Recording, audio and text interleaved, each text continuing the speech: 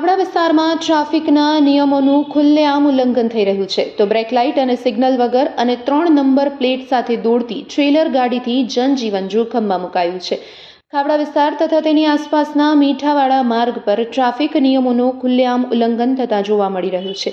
વિસ્તારમાં એક ટ્રેલર ગાડી પર એક સાથે 3 નંબર પ્લેટ લગાવેલી તેમજ બ્રેક લાઇટ અને સિગ્નલ લાઇટ વિના જાહેર માર્ગ પર બેફામ રીતે દોડતી હોવાના ચોંકાવનારા દ્રશ્ય સામે આવ્યા છે। આવી ગાડી જાહેર માર્ગ પર દોડવી એ માત્ર નિયમભંગ જ નહીં પરંતુ નાના વાહન ચાલકો, પદયાત્રીઓ તથા ગ્રામજનોના જીવ માટે ગંભીર જોખમ બની રહી છે। ખાસ કરી રાત્રિના સમયે બ્રેક અને સિગ્નલ લાઇટ વગરની ભારે વાહનો કોઈ પણ સમયે ગંભીર અકસ્માતને આમંત્રણ આપી શકે છે। તો પ્રશ્ન એ છે કે એક જ ગાડી પર 3 નંબર પ્લેટ કેમ? આટલી ગંભીર ખામીઓ હોવા છતાં વાહન કેમ ચલાવવા દેવામાં આવી રહ્યું છે?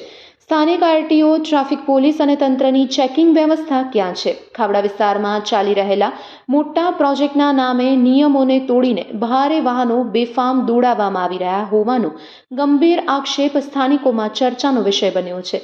જિલ્લા તંત્ર, ટ્રાફિક પોલીસ અને આરટીઓ વિભાગને તાત્કાલિક આ બાબતે કડક તપાસ કરી જવાબદારો સામે કાર્યવાહી કરવાની માંગ ઉઠી છે, જેથી કોઈ નિર્દોષ વ્યક્તિ અકસ્માતનો ભોગ ન બને।